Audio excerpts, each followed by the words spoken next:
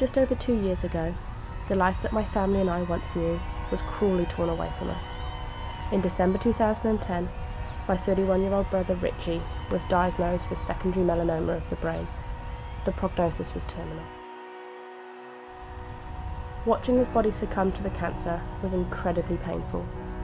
A once very vibrant, very strong man was wasting away before our eyes. His life so cruelly ripped away before its time. Every single day that Richie held on was an absolute blessing. All of us by his side, every single minute that we could. All of us begging, please just give us one more day with him.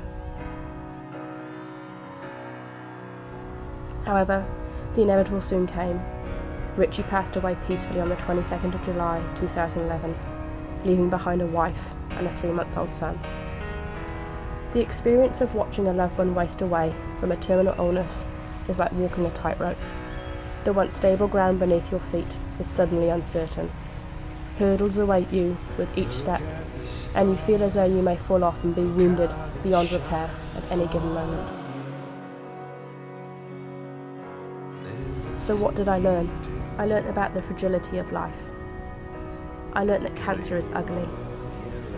I learnt how to be by the bedside of a dying person and to just sit there in the silence and hold their hand. I learnt that caring for a loved one with a terminal illness is the most humbling thing I have ever had to do, but also the hardest. I learnt that we are all just one traumatic event away from a mental illness. I learnt how to be vulnerable and how to trust other health professionals to care for my brother. I learnt the importance of superb palliative and end-of-life care, and every person's right to die with dignity and respect. I learnt to accept that people die regardless of what we do. I learnt that grief will inevitably be a part of my life forever, as I continue to miss my brother, and I learnt to say goodbye. So what can I ask of you? To lend me your eyes so I can change what you see. Through my personal experience, I have been given a unique perspective, and I want to share it, so I can change how we do this in the ambulance sector. We need to do this so much better. Superb palliative and end-of-life care is not difficult to achieve if the right processes and the right support networks are in place, and that starts with the right education. As paramedics, these jobs are hard to manage emotionally. They remind us of the fragility of life. They remind us of our own mortality and make us consider what it would be like for us if we had a family member in that situation, or if it was in fact us facing death. But these jobs also remind us about the kindness of the human spirit. These jobs have the ability to move us and touch our hearts.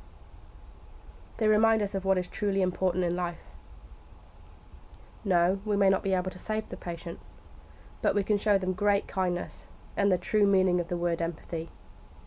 We can show them that we are truly humbled to be a part of their care at such a precious stage in life.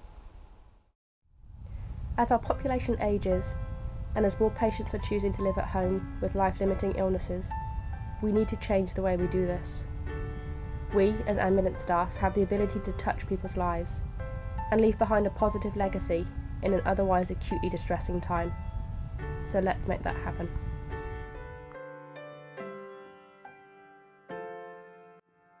Lay down your broken head, I can see you cry.